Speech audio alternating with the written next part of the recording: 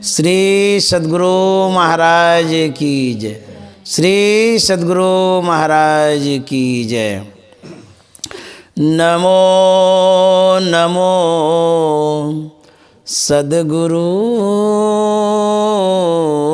नमो जासम को नयान परम पुरुष होते अधिक गावे संत सुजान परम पुरुष होते अधिक गावे संत सुजान।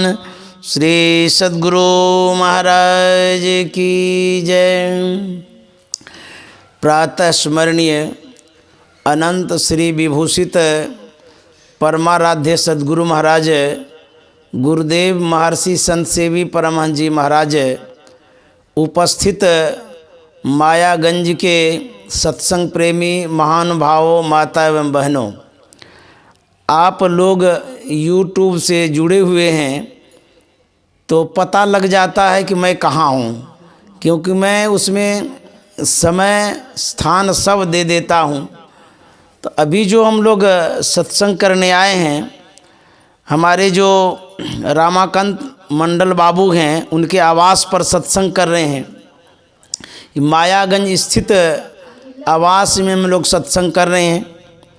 आज का जो विशेष कार्यक्रम है, इनके सुपुत्र चंदन कुमार जी का 45वां जन्मदिन है।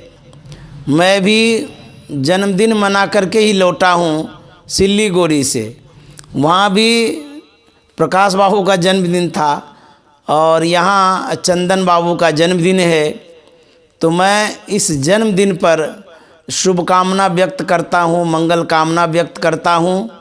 और चंदन जी के लिए जैसा उनका नाम है वैसा उनकी कीर्ति हो, यश हो, वैसे ही चंदन के तरह वो सुवासित हों और दुनिया में वो नाम करें, दुनिया में वो चंदन के तरह सुगंधित फैलाएं अपने ज्ञान विचार विवेक से। यह शुभकामना मंगल कामना करते हैं। जिस आवास में हम लोग बैठ कर के सत्संग कर रहे हैं, यह बहुत पुराना आवास है। कुप्पा घाट के करीब ही यह घर है जिस घर में हम लोग सत्संग कर रहे हैं। मायागंज का यह घर बड़ा ही प्रभावित जैसा लगता है। मैं जब ध्यान कर रहा था तो बड़ा शांत एकांत जैसा लगा। मन की एकाग्रता बढ़ी। बैठने का तो और मन कर रहा था, लेकिन समय अधिक हो चला था, इसीलिए सत्संग करना प्रारंभ कर दिया। एक संस्मरण जो हमारे आदरणीय रामाकांत बाबू सुना रहे थे, वह सुना करके मैं आगे फिर प्रवचन करूंगा। इनके पिताजी आदरणीय स्वर्गीय रामचरण मंडल जी, जो अपने भैंस को चराने के लिए कुप्पा घाट जाते थे, तब उस समय कुप्पा घाट में चार दीवारी नहीं थी, कोई आते नहीं थे, सिर्फ गुरु महाराज थे। 1933 के पहले की बात है। गुरु महाराज उस समय गुफा में ध्यान करते थे। ये लोग जब जाते थे तो देखते थे कि एक महात्मा ध्यान कर रहे हैं। मन में बहुत प्रसन्नता भी होती थी और बड़ी श्रद्धा भी इन लोगों के मन में उत्पन्न होती थी। ये लोग देखते थे कि बाबा हैं, गुफा इनके साथ नहीं है। ये लोग भैंस चराते थे, और जो लिट्टी होती थी ये भी कभी कभी गुरु महाराज को खिलाया करते थे, ले जा कर के देते थे। एक बार की घटना है कि गुरु महाराज ने आदरणीय हमारे रामचरण मंडल बाबू को कहा था कि रामचरण बाबू, आप लोगों के पास कुदाल है? तो घर पास में है इसीलिए कहे। तो इन्होंने कहा है कुदाल। तो गुरु महाराज ने कहा था अच्छा ठीक है ले आइए। तो कुदाल ले आए तो गुरु महाराज ने कहा था कि रामचरण बाबू, ये जो ज़मीन है ऊंची नीची है, उभर खाभर है, इसको कुदाल से थोड़ा सा चौरस कर दीजिए, प्लेन कर दीजिए, साफ़ सुथरा भी हो जाएगा। तो गुरु महाराज की आज्ञा मान करके रामचरण बाबू ऐसा ही करने लगे। उसी क्रम में एक सांप निकला, तो ये लोग मारने के लिए तैयार हो गए कि कुदाल से काट देंगे या मार देंगे। तो गुरु महाराज ने देखा कि सांप को मारना चाह रहे हैं, तो गुरु महाराज ने कहा कि नहीं नहीं, ऐसा मत करिए, सांप को नहीं मारिए, छोड़ दीजिए इसको। उन्होंने कहा सांप है तो इसको छोड़ेंगे तो ठीक नहीं होगा, किसी को काट उठ लेगा तो गुरु महाराज ने कहा कि नहीं नहीं, ये कुछ नहीं करेगा, आप छोड़ दीजिए, नहीं मारिए।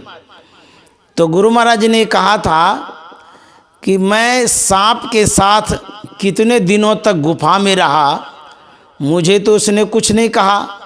जब इसके साथ इतने दिनों तक रहा तो मुझे कुछ नहीं कहा, तो इनको क्यों मारेंगे, इसीलिए इसको मारिए नहीं, छोड़ दीजिए। तो गुरु महाराज ने ताली बजा कर के सांप को धीरे धीरे जंगल की ओर भगा दिया। तो इस तरह से हमारे दया के सागर गुरु महाराज, कृपा के सागर, उस सांप पर दया कर दिए और मारे ही नहीं।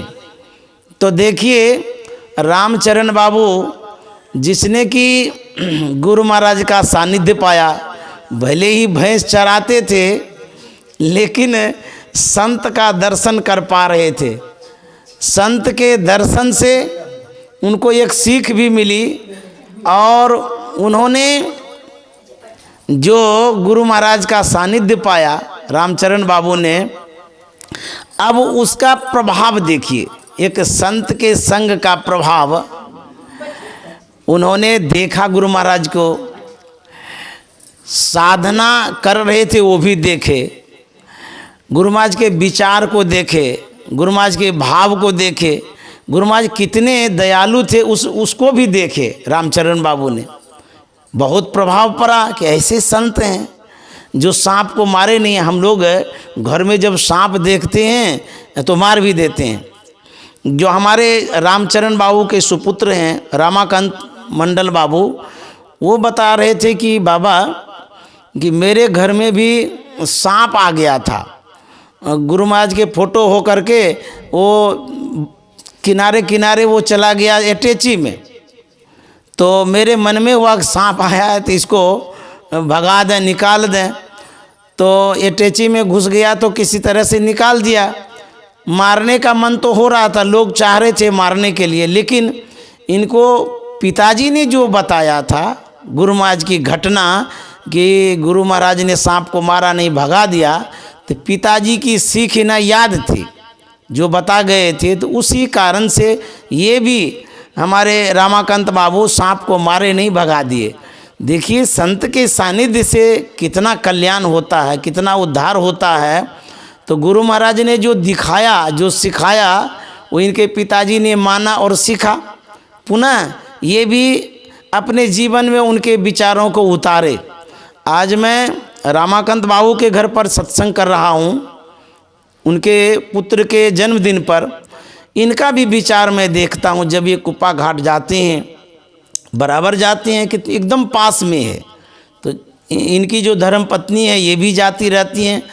जब गुरुदेव थे उस समय भी मैंने इन परिवार को देखा कि बराबर कुप्पा घाट जाते थे, गुरुदेव का दर्शन करते थे, उसके बाद आते थे। आज भी मैं देख रहा हूँ कि ये बराबर वहाँ कुप्पा घाट पहुँचते हैं, सत्संग करते हैं और अपना घर आ जाते हैं। घर में भी अपना ध्यान भजन सत्संग करते हैं।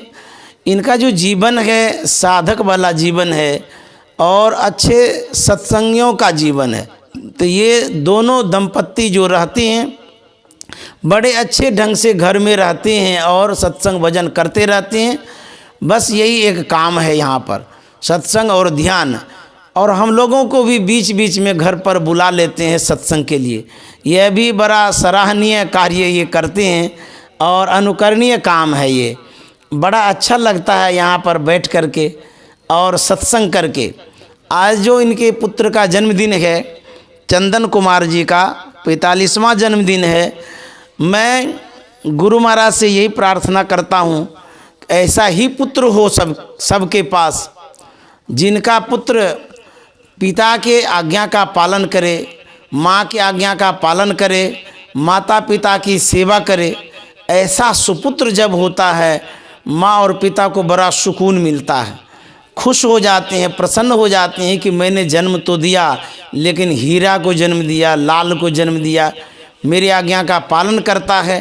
तो इस तरह का सुपुत्र जो इनको मिला है, गुरु महाराज विशेष कृपा करते रहें ताकि और भी आगे उनके जीवन में सुख शांति आवे।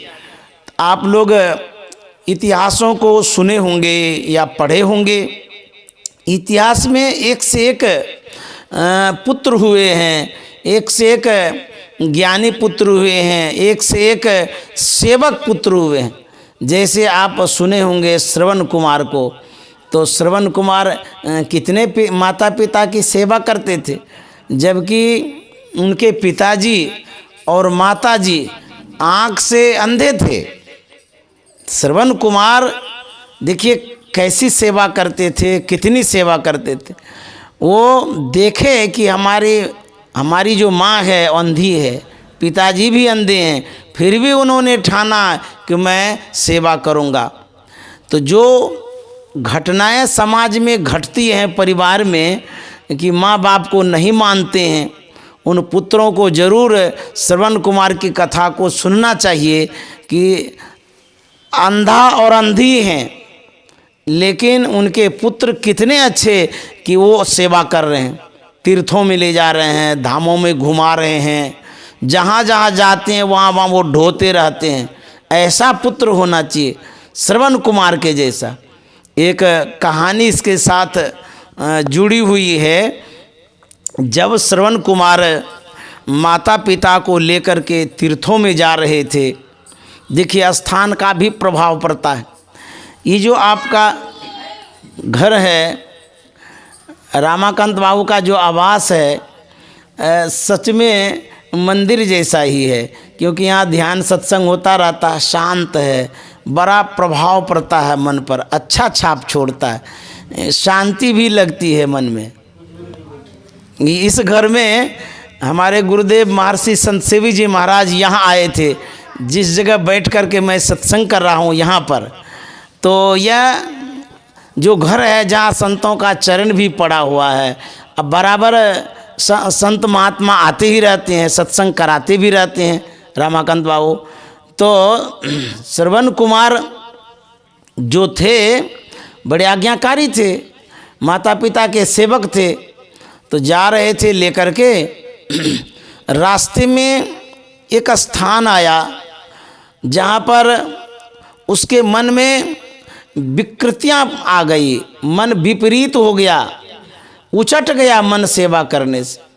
वह कंधे पर से माता पिता को उतार देता है और उस समय कहता है कि पिताजी अब मैं कितना आपको ढोऊंगा, मैं आपको नहीं ढो सकूँगा, इसलिए मैं अब जा रहा हूँ छोड़ करके।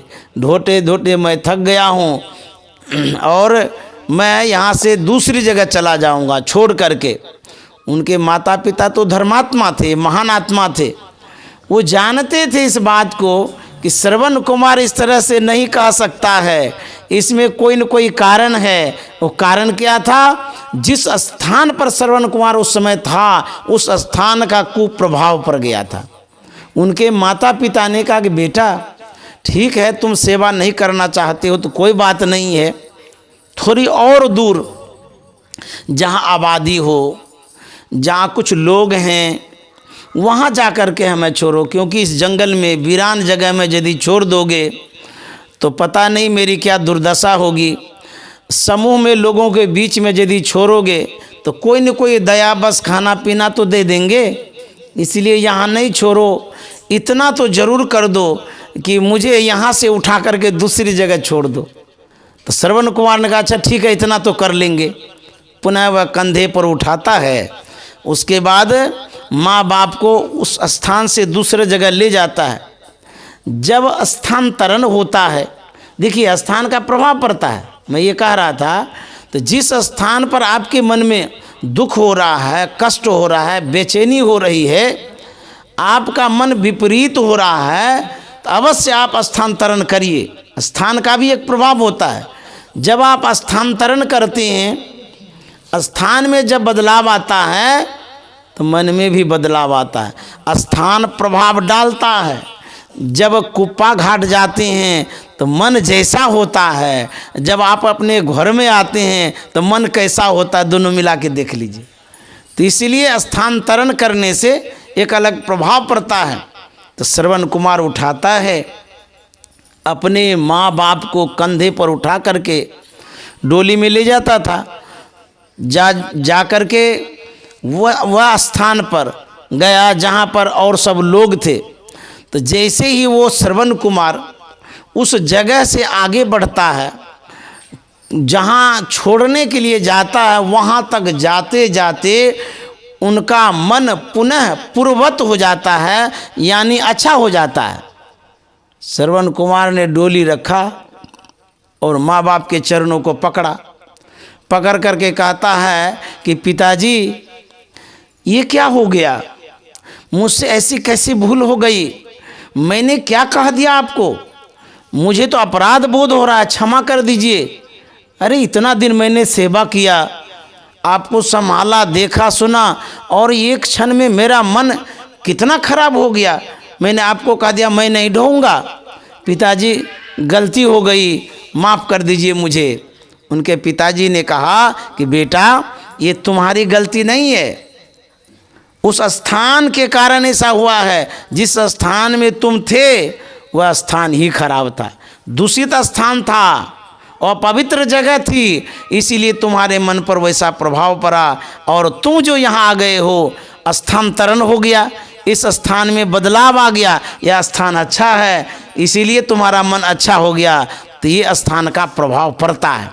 उसी तरह से जब हम पवित्र स्थान में जाते हैं, संत दरबार में जाते हैं, संत का सानिध्य जब मिलता है तो मेरा मन जो है ना शुद्ध हो जाता है। एक तो ये स्थान हो गया, उसके बाद जो मन है, हमारा मन कहाँ है, किस जगह है, यदि विचारेंगे, यदि सोचेंगे तो हमारा मन अंधकार में है, अज्ञानता में है और पवित्र स्थान में है, गंदे स्थान में रहता है, इसीलिए मन में विकृतियाँ हो जाती है, मन विपरीत हो जाता है, मन हमें दुखी कर देता है। इसलिए बीच बीच में दर्शन करने के लिए जाना चाहिए। जब आप दर्शन करते हैं, वहाँ पवित्र स्थान में जाते हैं, मन शुद्ध और पवित्र होता है।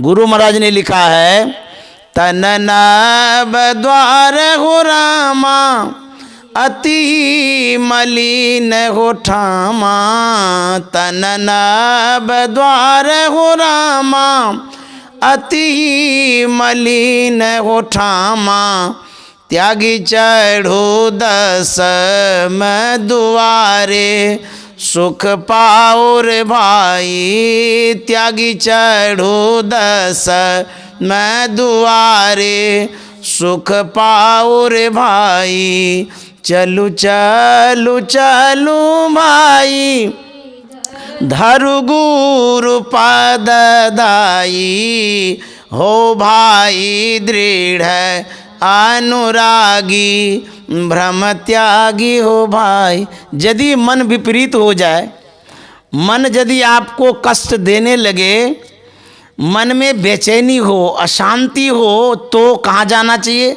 गुरु महाराज कहते हैं चलो चलो चलो भाई, धरु गुरु पद धाई। संत सदगुरु के चरणों को जब धरेंगे तब जाकर के मन में शांति होगी। तो मैं कहता हूँ चलो चलो चलो भाई, आज चलो कुप्पा घाट जाइए। तो कुप्पा घाट जब जाएंगे मन में शांति मिलेगी। मैं रह कर के देखता हूँ, यहाँ की जो भूमि है बड़ी पवित्र भूमि है, संत की भूमि है, साधकों की भूमि है। यहाँ की जो आभाएं हैं, उस आभाओं में जब आप प्रवेश करते हैं, इसका एक अलग प्रभाव पड़ता है, एक अलग छाप छोड़ता है। बाहर से एक महात्मा जी आए थे, दूसरे संप्रदाय के थे। वो सुन रखे थे गुरु महाराज के यश और कीर्ति को। जैसे ही मेन गेट से अंदर आकर के पैर रखते हैं, उसी समय उसी जगह पहले उस भूमि को, कुप्पा घाट के प्रांगण को प्रणाम करते हैं। और वहाँ की जो मिट्टी है, जो गेट के अंदर की मिट्टी थी, उसको अपने ललार पर लगाते हैं, माथे में लगाते हैं। तो वहाँ जो उस समय व्यक्ति थे, उसने पूछा कि महात्मा जी, यहाँ की मिट्टी को आप माथे में क्यों लगा रहे हैं? बोले, करे मैं इसलिए लगा रहा हूँ मैंने महर्षि जी के विषय में सुना है, वो तपस्वी थे, संत थे, महापुरुष थे। उनके चरणों की जो धूली है इस मिट्टी में मिली हुई है, वही धूली मैं लगा रहा हूँ।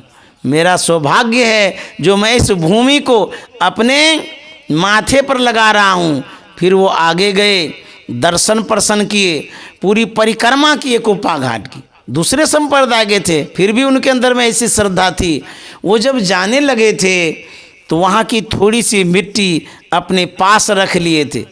तो वहाँ के लोगों ने पूछा था कि महाराज जी, मिट्टी लगाए माथे में सो तो ठीक ही किए, कोई बात नहीं, लेकिन घूम फिर लिए और यहाँ की थोड़ी सी मिट्टी ले जा रहे हैं, इसको क्या करेंगे? बोले कि मैं जहाँ रहूँगा इसका तिलक लगाता रहूँगा, क्योंकि इसमें जो नैसर्गिक आभा है मुझे महर्षि जी की कृपा मिलती रहेगी। तो इस तरह से इस स्थान का प्रभाव है, प्रभाव पड़ता है स्थान का। जब संत दर्शन के लिए जाते हैं, उसके विषय में भक्तमाल एक किताब है, उसमें लिखा हुआ है, संत दर्श को चालिए तज ममता अभिमान, जो जो पग आगे धरे कोटिन यज्ञ समान। संत के दर्शन के लिए जब जाते हैं, उस दर्शन का कितना प्रभाव है, कितना महत्व है। कहते हैं कि एक पैर जब आप उठाते हैं, घर से संत दर्शन के लिए जब आप जाते हैं, पैर उठाना ही वे यज्ञ के समान हो जाता है, इतना प्रभाव होता है। एक घटना गुरु महाराज के समय की है, जीवन चरित में लिखा हुआ है, मैंने जीवन चरित को भी पढ़ा है। उसमें है कि एक थे लाल सखे जी महाराज, वो अयोध्या के संत थे। उस समय गुरु महाराज से वो जुड़े नहीं थे, लेकिन गुरु महाराज के यश कीर्ति को जान चुके थे। उनके मन में होता है, इतने बड़े संत हैं, एक बार दर्शन करने चलें। संत का दर्शन अवश्य करना चाहिए।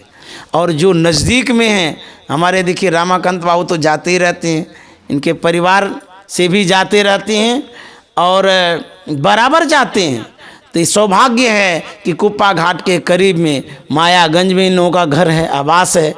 दूर दूर से लोग आते हैं दर्शन करने। तो लाल सखे जी महाराज के मन में हुआ मैं भी दर्शन करने चलूं।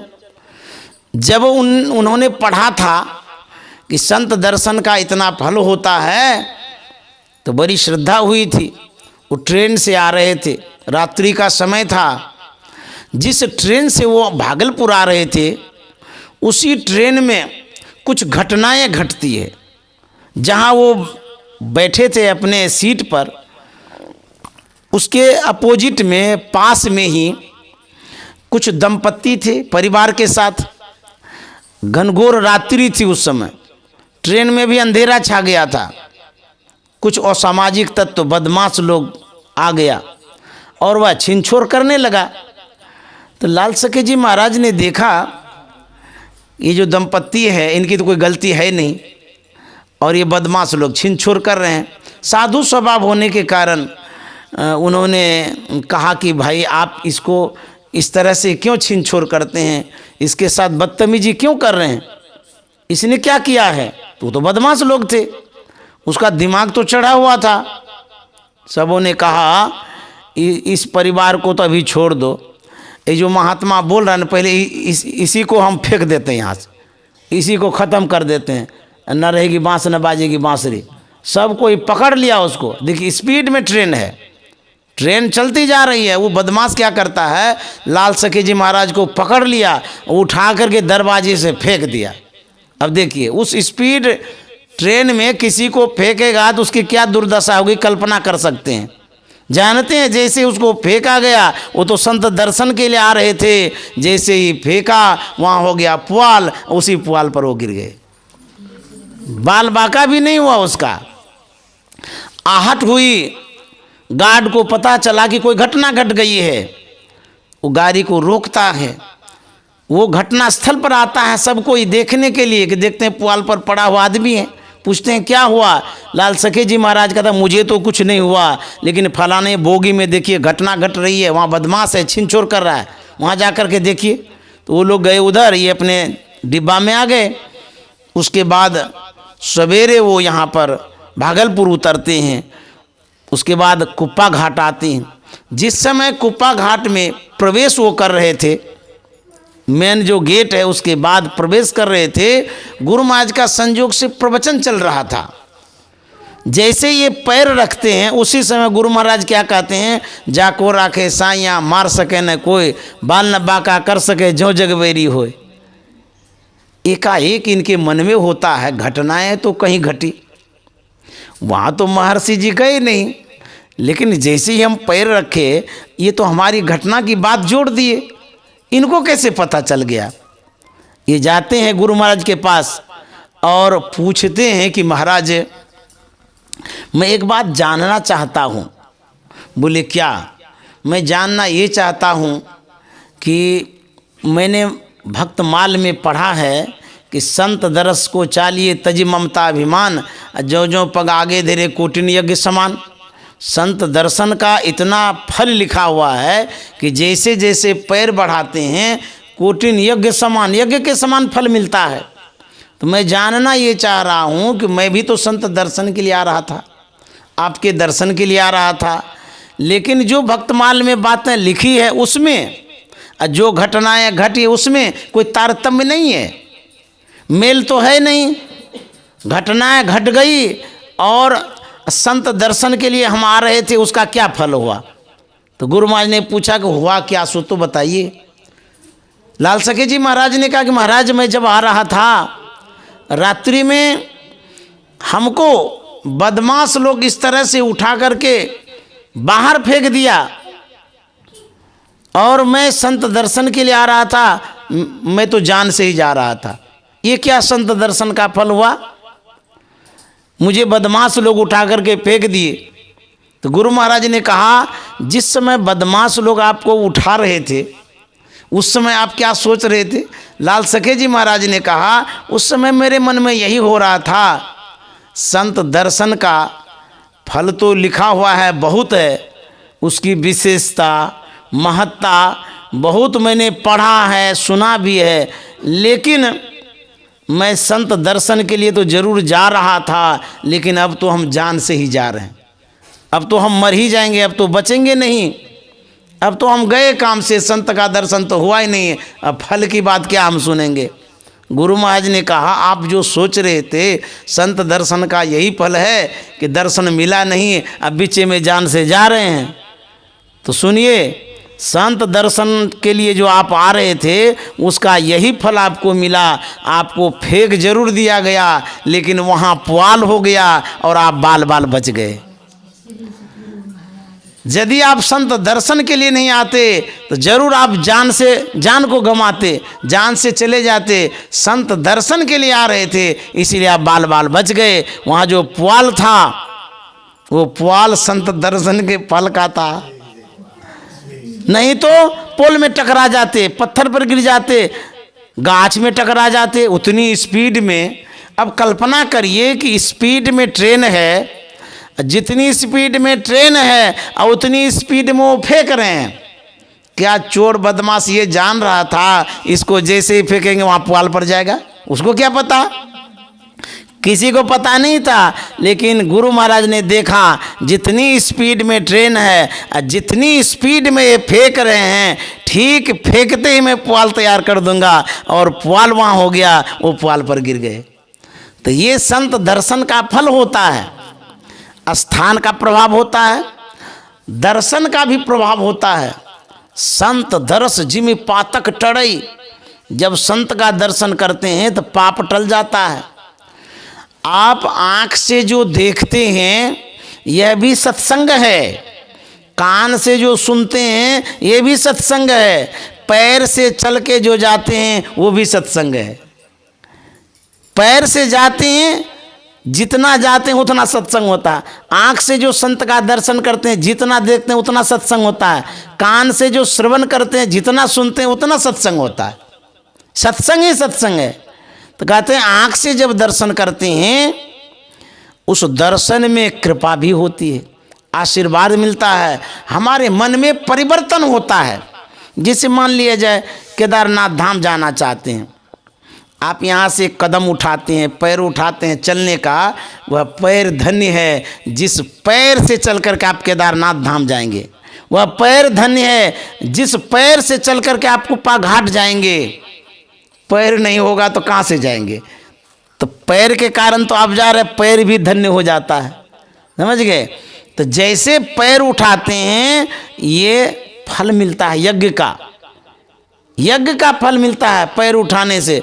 तो संत का जब दर्शन होता है, उस दर्शन से हमारी जो आँख है वो परिशुद्ध हो जाती है, तृप्त हो जाती है। मैं जिस समय गुरुदेव महर्षि संत सेवी जी महाराज की सेवा में था, माता जी जाती ही थी, रामाकांत बाबू भी जाते थे।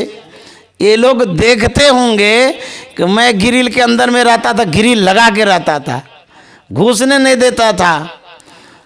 और इसलिए नहीं जाने देता था कि अधिक भीड़ हो जाती थी। कभी कभी तो खोलता था, लोग बैठते थे ग्रिल खोल करके, तो कभी कभी ऐसा होता था ग्रिल बंद करना पड़ता था, भीड़ हो जाती थी।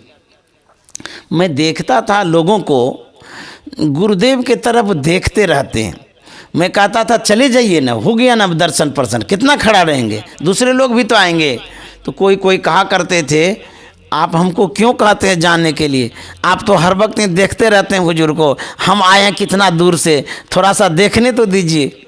मुझे लगता था ये लोग इतना क्यों देखते हैं। देखने से उनके मन में शांति आती थी। लोग, मैं भक्तों को देखता था कभी कभी रोने लगते थे, देखते देखते रो जाते थे। तो मैं पूछता था भाई रो क्यों रहे हैं? बोले कि जिस दर्शन से मेरे मन में शांति मिल रही है, जो तृप्ति मिल रही है, मेरा मन रोने लग जाता है कि यही दर्शन होते रहे, इसी तरह का दर्शन होते रहे। आप तो सौभाग्यशाली हैं, हर क्षण हर वक्त गुरुदेव का दर्शन करते रहते हैं। तो इस तरह से देखने से आँख पवित्र हो जाती है, मन शुद्ध हो जाता है। जब किसी को प्रसाद देना होता था तो गुरुदेव कहते थे थोड़ा सा प्रसाद दे दो फलाने को, तो प्रसाद तो देता जरूर था। कोई कहते थे थोड़ा स्पर्श करा दीजिए। तो मुझे पता नहीं था उस समय क्यों लोग ऐसा करते थे, करवाते थे। जब गुरुदेव के कर कमलों से प्रसाद उनके हाथ में जाता था तो वो प्रसाद समझते थे और उस पर कृपा भी हो जाती थी। बहुत लोग बड़ी श्रद्धा से खाते थे और उससे कुछ उसको फायदा भी होता था। बहुत लोगों को ऐसा हुआ है।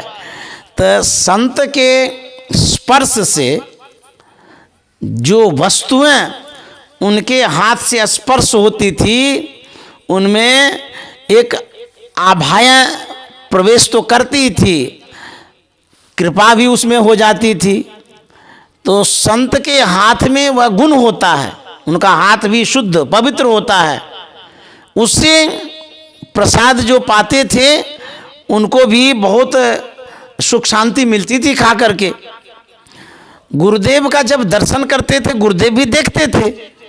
जब उनकी दृष्टि पड़ती थी किसी के ऊपर, उनके मन में एकाएक शांति आती थी, सुकून आता था, सुख महसूस वो करते थे। ऐसा ही देखे हैं हम, दर्शन करना चाहते थे बहुत। आप लोग भी जो जाते थे, शायद आप लोग रोज जाते थे, रोज प्रत्येक दिन दर्शन करने जाते, अभी भी जाते ही हैं आप लोग, तो रोज जाते थे दर्शन करते थे। और वह दर्शन, जिस दर्शन में स्फूर्ति होती थी, ताजगी आ जाती थी मन में, और सत्संग साधना के प्रति प्रेरणा मिलती थी दर्शन से। जब उनके वचनों को सुनते थे तब तो कहना ही क्या, वचन सुन के मन प्रेरित हो जाता था। गुरु महाराज के समय की एक घटना है। इसी सत्संग हॉल में जो साप्ताहिक सत्संग हम लोग करते हैं, गुरु महाराज सत्संग करते थे बराबर। रविवार का सत्संग अभी भी होता है। एक प्रोफेसर जो मुंगेर के थे वो भी रविवार को बराबर आया करते थे। तो बराबर आने के कारण उनके मित्रों ने एक दिन पूछा कि यार आप तो बराबर कुप्पा घाट ही चले जाते हैं, क्या वहीं सत्संग होता है? आपको क्या अपने गुरु ने यही कहा है कि कुप्पा घाट में ही सत्संग होगा और कहीं सत्संग नहीं हो सकता है?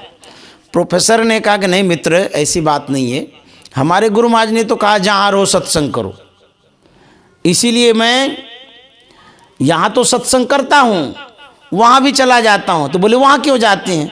मैं वहाँ इसलिए जाता हूँ, जब गुरु महाराज का सत्संग करता हूँ तो मेरा मन रूपी बैटरी चार्ज हो जाता है, और जब आप लोगों के बीच में 6 रोज रहता हूँ वो डिस्चार्ज हो जाता है, पुनः 7वें रोज रविवार को चार्ज कराने जाता हूँ।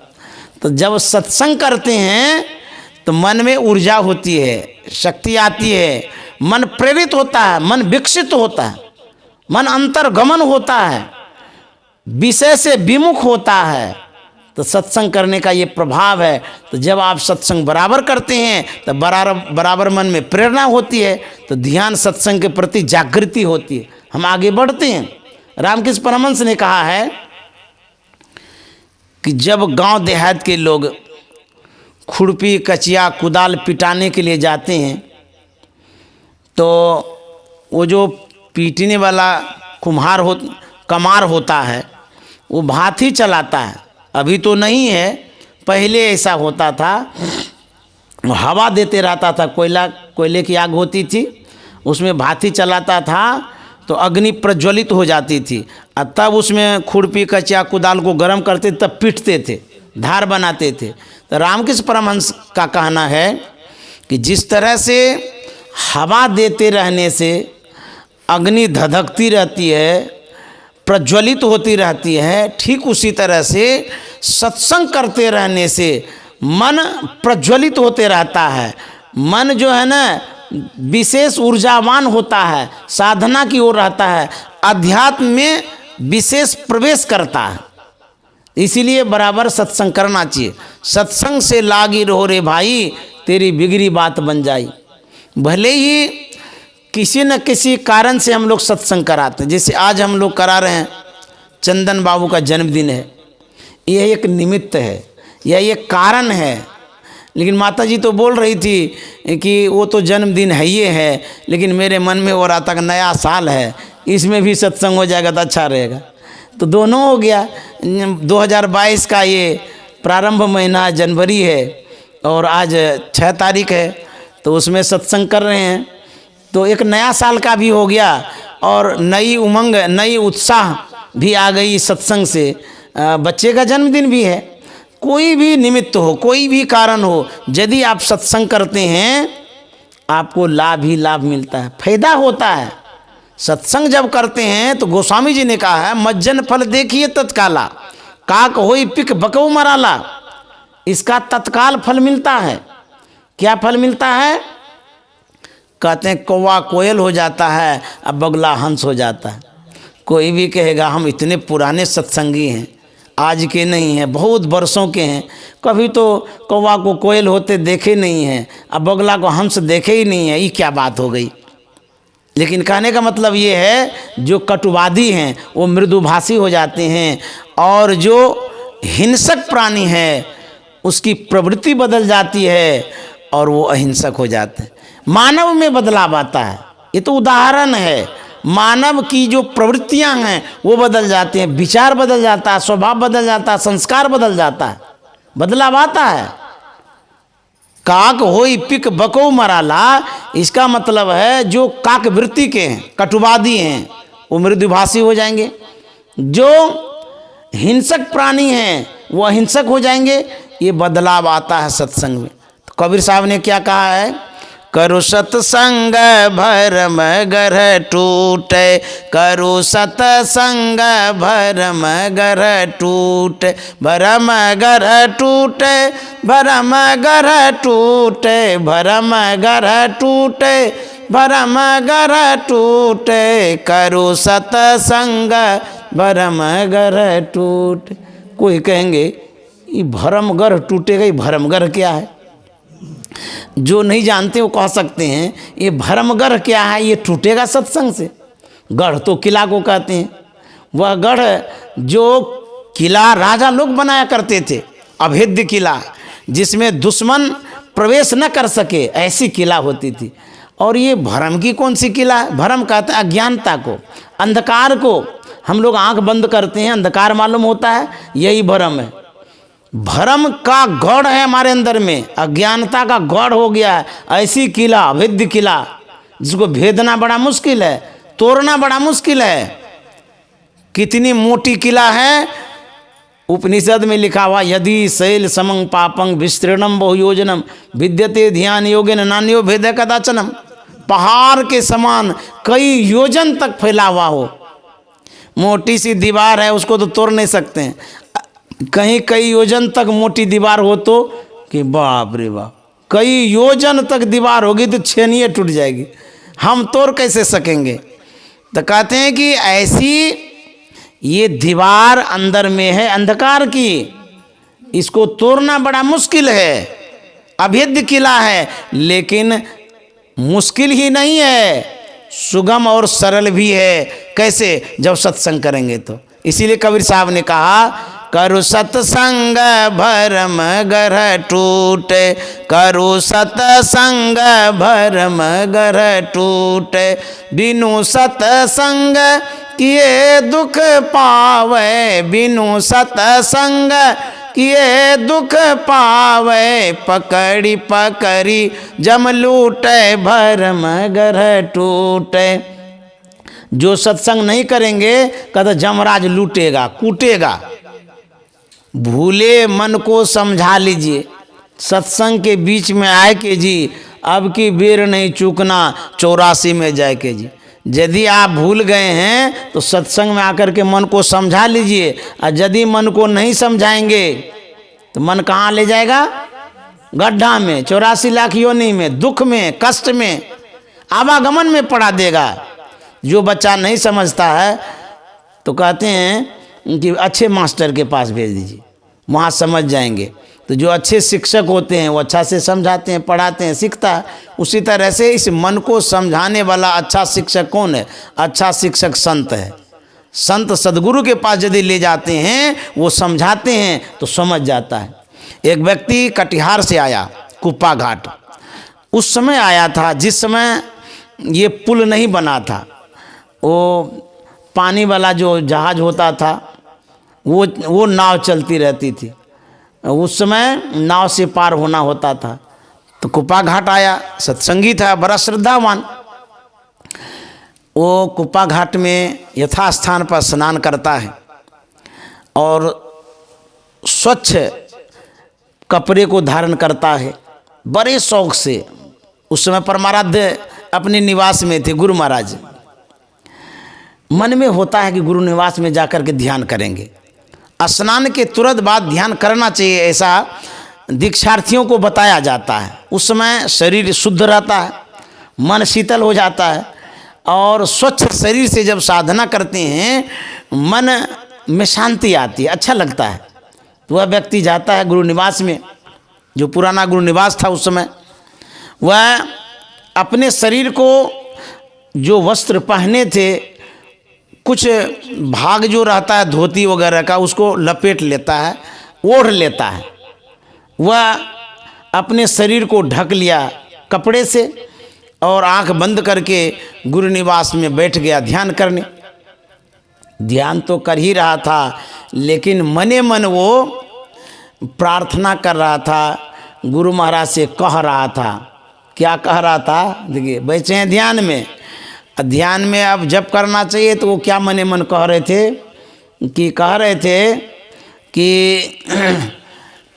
यह जो अंधकार है, इस अंधकार से हम पार हो जाएं, इसलिए वो प्रार्थना कर रहे थे। गुरु महाराज से वो कह रहे थे कि यह जो पट है, जो अंधकार है, इससे हम पार हो जाएं, इसको आप तोड़ दीजिए, हटा दीजिए, यह प्रार्थना कर रहे थे वो। तो गुरु महाराज मन की बातों को तो जान जाते हैं, संत महात्मा मन की जाने सबे गुरु कहाँ छिपावे अंध। तो वह जो प्रार्थना कर रहे थे, गुरु खोलिए वज्र कपाट अंधेरी सन मुख की, गुरु खोलिए वज्र कपाट अंधेरी सन मुख की, काया दुर्ग दुखद बंदी खाना, काया दुर्ग दुखद बंदी खाना, जले अग्नि या में दुख की, अंधेरी सन्मुख की, गुरु खोलिए वज्र कपाट, अंधेरी सन्मुख की। यह प्रार्थना कर रहे थे, हे गुरुदेव हमारे सन्मुख सामने में जो अंधेरा है, जो आवरण है, जो पट है, जो दीवार है, जो व्यवधान करता है, दुख पहुंचाता है, इस अंधकार के कारण बड़ा कष्ट होता है, इसको खोल दीजिए, हटा दीजिए, दूर कर दीजिए। मेरे आँख के नज़रों में जो अंधेरा है उसे दूर कर दीजिए। कहते काया दुर्ग, दुर्ग किसे कहते हैं? काया मन शरीर, दुर्ग मन घेरा होता है। वो जो घेरा है, जो कुप्पा घाट में आप देखते थे पहले, वो घेरा इसलिए दिया जाता है कि लोग उसको पार न करें, एक सही रास्ते से आवे। तो यह जो काया है ये भी दुर्ग है, ये घेरा है। आप निकल सकते हैं शरीर से? नहीं निकल सकते। शरीर से निकलना बड़ा मुश्किल है, ये भी एक घेरा है, अब फेरा है, काल का डेरा है, समझ गए। अंधकार से निकलना मुश्किल है, शरीर से निकलना मुश्किल है। कहते ये जो दुर्ग है, काया दुर्ग घेरा, दुखद बंदी खाना, कैसा है? बड़ा दुखदाई। जैसे जेल खाना नहीं होता है, ये बंदी खाना है, कैदियों को जहाँ रखा जाता है तो बड़ा दुखदाई वो होता है। तो कहते हे गुरुदेव यह जो शरीर है इस बंधन में हमें घेरे में है, ये बंदी खाना के समान है, कोई सुख सुविधा नहीं है, इसीलिए इसे गुरुदेव निकाल दीजिए। यह एक प्रार्थना है, निवेदन कर रहे हैं।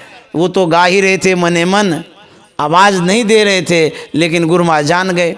गुरु महाराज ने देखा कि ये तो गाते जा रहे हैं, कि गाते जा रहे हैं, अंधेरा को दूर कर दीजिए। एकाएक गुरु महाराज ने जब जाना तो कहता अरे सब काम मैं ये 10 से कराएगा, तुमको तो चाबी दे दी, अपना खोल लो। तो उसकी आंखें खुली, देखते हैं गुरु महाराज साक्षात हैं, तो उन्होंने प्रणाम किया, फिर आशीर्वाद दिए। तो इस तरह से अपने भावों में गा रहे थे। तो हम लोग भी जो अंधकार में पड़े हुए हैं, जब संत की कृपा होती है वो उद्धार कर देते हैं, कल्याण कर देते हैं। इसीलिए संत का दर्शन करने जाना चाहिए।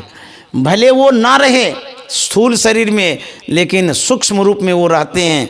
संत मरते नहीं हैं। जिस दिन संत मर जाएगा उस दिन संसार मिट जाएगा, समाप्त हो जाएगा। क्योंकि गुरु महाराज ने लिख दिया है, जागृत जिंदा सदगुरु जग में सब जिनको कर जोरा रे। जगे हुए रहते हैं और जिंदा भी रहते हैं। जिस दिन संत सो जाएंगे हम लोगों को काल बहा के लेके चला जाएगा। संत सोते नहीं हैं, जगे रहते हैं, संत मरते नहीं हैं, जिंदा भी रहते हैं। इसलिए अभी भी जो संत दर्शन के लिए उनके दरबार में जाते हैं, उनके दरबार में ऐसी शक्ति होती है, दरबार में पैर रखते ही आपके ऊपर कृपा होती है, आशीर्वाद होता है, उस दरबार की शक्ति है। एक डेहरी ऑनसोन के सत्संगी थे, उन्होंने गुरु महाराज को एक पत्र लिखा, बड़े सरकार को पत्र लिखा कि हुजूर मैं बरसों से ध्यान करता हूँ और ध्यान में प्रगति नहीं होती है, सफलता नहीं मिल पा रही है। आप कृपा करेंगे तो ज़रूर मुझे ध्यान में सफलता मिलेगी, प्रगति होगी, लाभ होगा। पत्र कुप्पा घाट आता है। गुरु महाराज का जो पत्र होता था वो संत सेवी जी महाराज को पढ़ने के लिए दिया करते थे। संत सेवी जी महाराज उस पत्र को पढ़ करके सुनाते थे, और जब गुरु महाराज को उत्तर देना होता था तो संत सेवी जी महाराज से कहा करते थे, संत सेवी जी इस तरह से उत्तर दे दीजिए। तो गुरु महाराज बताते थे, हुजूर लिखते थे।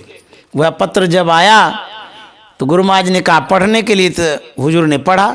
जब पत्र पढ़ा तो उसमें लिखा हुआ था कि मैं बरसों से ध्यान करता हूँ, लेकिन ध्यान में सफलता नहीं मिलती है, प्रगति नहीं हो रही है, आप कृपा कर दीजिए, आशीर्वाद दे दीजिए। तो जब पत्र सुना गुरु महाराज ने, तो गुरु महाराज ने कहा कि संत सेवी जी उसे लिखिए, मैं जो कह रहा हूँ उसे लिखिए कि मैं उनके घर पर ब्रह्म मुहूर्त में 3 बजे लगभग 3 बार गया, लेकिन तीनों बार उसे मैंने सोया पाया, तो मैं क्या करूं। अब देखिए, गुरु महाराज जगाने जरूर आते हैं। यदि मैं स्वभाव बस, संस्कार बस या अस्वस्थ होने के कारण सोया रह जाऊं तो गुरु महाराज क्या करेंगे? तो गुरु महाराज आते हैं अभी भी जगाने के लिए। बहुत सत्संगी कहा भी करते हैं कि मेरी अचानक नींद खुली, 3 बजे मैं उठ करके ध्यान करने लगा। ऐसा अभी भी गुरु महाराज करते हैं। यदि आपके प्रति समर्पण है, सदगुरु के प्रति सद्भावना है, यदि आपको पूर्ण विश्वास है, तो अभी भी है। वो गए नहीं है, आपके भावों में है, आपके विचारों में है, आपके व्यवहारों में वो है। हर क्षण है, हर पल हैं।